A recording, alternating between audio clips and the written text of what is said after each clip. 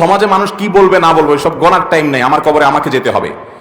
সবাই আপনাকে যা বলুক না বলুক, আপনার মন কি বলবে জানবেন? ভেতর থেকে আপনার মন বলবে আমি সৎ, মন বলবে আমি কি সৎ। এই কারণে আপনি মনের দিক থেকে সুখে থাকবেন।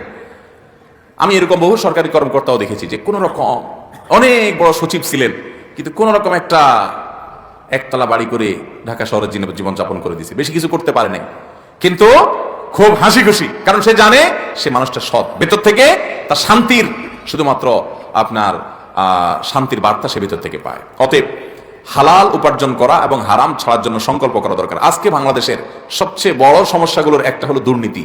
প্রতিটা পদে পদে পদে পদে চেয়ারে চেয়ারে, চেয়ার তো দূরের কথা, চেয়ারের পায়া, চেয়ারের খুঁটি, চেয়ারের আপনার কাপড় চোপড়, চেয়ারের পেরাক যা আছে চিপা চাপা সবগুলো ঘুষ খা। একটা টিকিট কিনতে যাবেন ট্রেনের, নাই, কালোবাজারি হয়ে গেছে, ঠিক না ভাই? ঠিক, চতুর্পাশে। অথচ আমরা আবার বলি দেশে বেশিরভাগ সংখ্যাগরিষ্ঠ মুসলমানদের দেশ, তাহলে যত দুই নম্বরই কাজ করে এগুলো সব বেশিরভাগ মুসলমান না? কারণ বেশিরভাগ মানুষই তো মুসলমান, নামে মুসলমান। এর নামে মুসলমানের জন্য আল্লাহ জান্নাত তৈরি। অতএব হারাম ছাড়বো তো ইনশাআল্লাহ।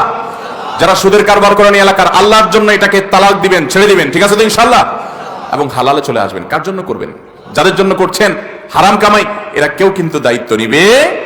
আল্লাহ তাআলা আমাদের সবাইকে হক হালালে চলার তৌফিক দান করুন।